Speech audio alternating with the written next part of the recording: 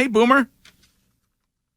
Good morning, guys. I'm doing okay. I have my 31st annual golf tournament out in Long Island. What an absolute disaster that was yesterday. You're exactly right. I mean, the Patriots had their asses handed to them is what happened. And quite frankly, Mac should have been benched, and he knows that he should have been benched because he was playing terrible. And anytime you give up 21 points on 3 turnovers, you don't really have a chance to win, especially when you're playing a team as good as the Dallas Cowboys, especially with the Cowboys coming off of the debacle last week at the hands of the Arizona Cardinals. So you knew you're walking into a hornet's nest. And, I normally can tell whether or not Bill Belichick is frustrated and angry. I don't know. I think everybody else in New England can, too. I don't necessarily know that in the 21 or 22 years that I've been doing this segment in regards to the Patriots, have I ever seen him so frustrated in the game and so disappointed in the game. And you could just see it in his face. And we all know Mac was benched, and he should have been benched. I think Bill was trying to get him out of the game, keep him from getting hurt, which is smart.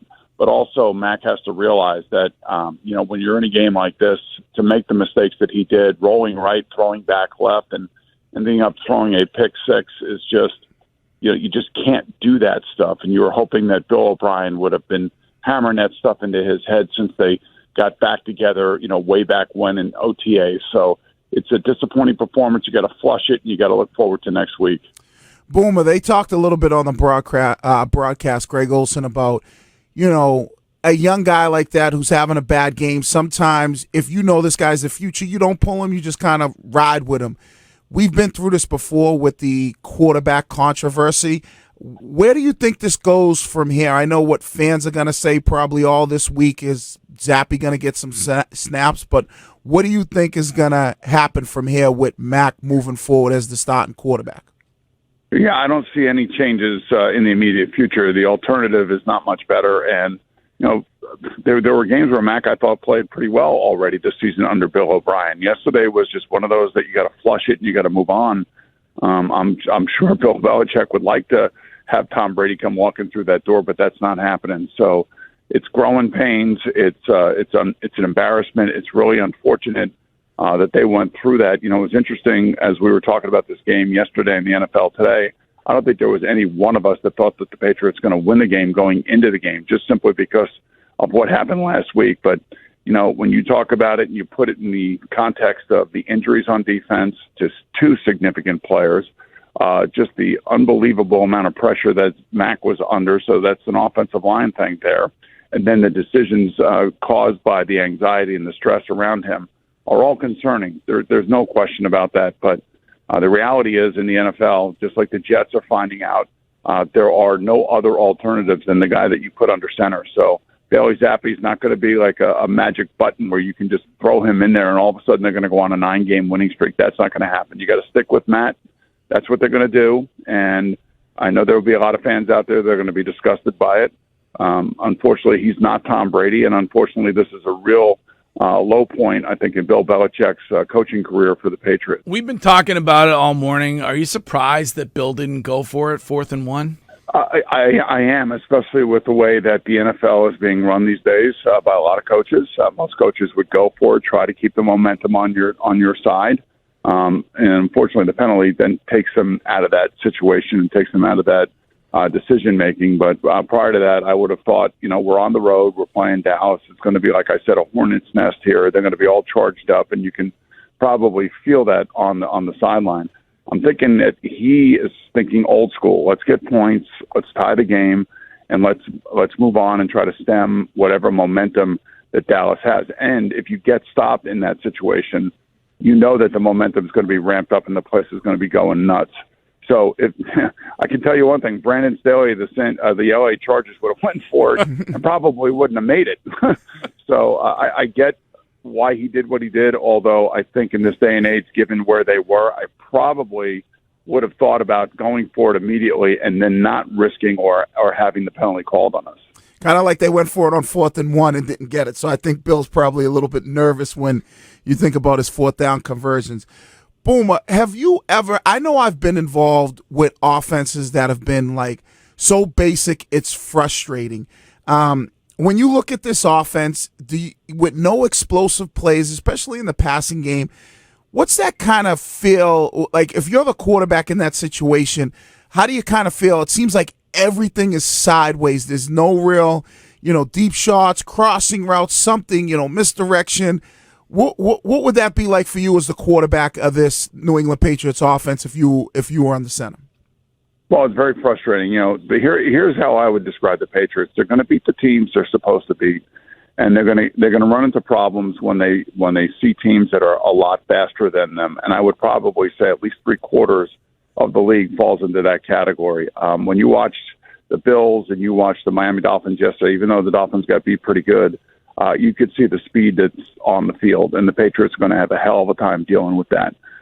So the Patriots don't have a lot of explosive players. There's not really somebody that you're worried about on offense in terms of taking the top off of the defense, as they like to say, or anybody on defense that you really have to get two guys to block. Maybe Matthew Judon is a guy that will come up from with a play every now and again, and ask Gonzalez to be, a shutdown corner year one. I mean, you're asking a lot of a rookie. So there's not anybody that really sticks out on the Patriots from an athletic standpoint. I mean, they don't have a lot of 4-3 players.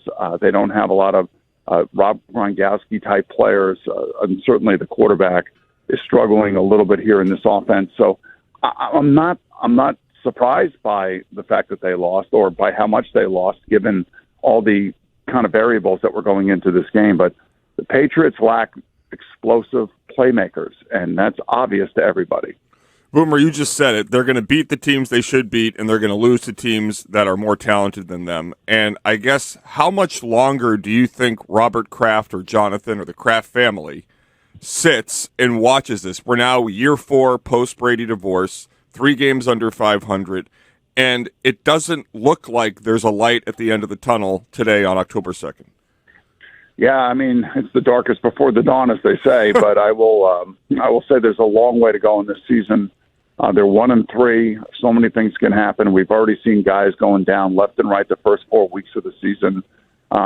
You just somewhere around week 10, week 12, you want to be around 500. You want to be in the conversation for the playoffs, and then you want to finish strong. And that has been kind of like the blueprint for a lot of teams that make the playoffs and then ultimately go on to win a Super Bowl. I think back to 2007 when I started my radio show back in WFAN all those years ago, and the Giants were awful. I mean, everybody wanted Eli Manning and Tom Coughlin out of here.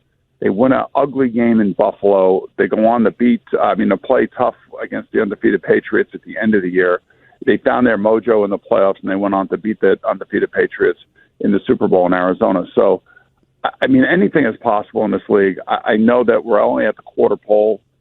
It looks really bad right now, but and especially with the injuries, that's the thing that concerns me more than anything, because when you start losing significant players for extended period of times, that's exactly when the team starts to really start reeling. So I wonder about these injuries. Hopefully they're not too serious, and hopefully they'll get some of these players back. But I know next week, they're going to be the ones that are going to be feeling embarrassed and motivated to come back from what was, Bill Belichick's worst defeat as a head coach, which is really mind-boggling when you think about just how long he's been coaching.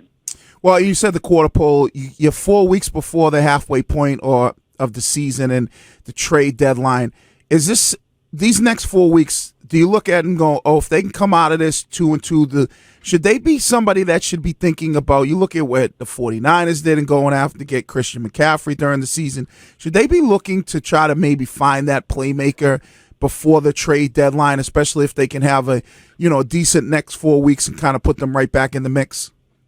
Well, if they can get back in the mix, then I'm certainly sure that they would consider it. But I don't know who that playmaker is at this moment, Jermaine, that would be available. We'll have to wait until we get there to see, and then you have to weigh the compensation that somebody would be looking for, whether or not this person has a contract that takes them past the regular season. It's hard to answer that question right now. All I do know is that they do need help, and they're going to need help on both sides of the ball simply because of the injuries and the lack of explosive playmakers. They have players that are good.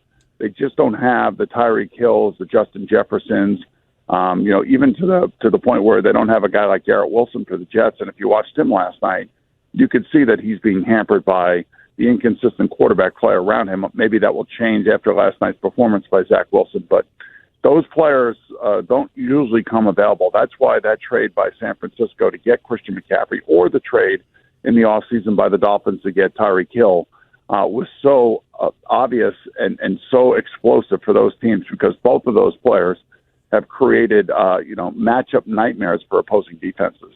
All right, Boomer, good luck at your golf tournament today. Thanks for your time this week, and we'll talk to you next Monday. Okay, guys, have a great day. Thanks.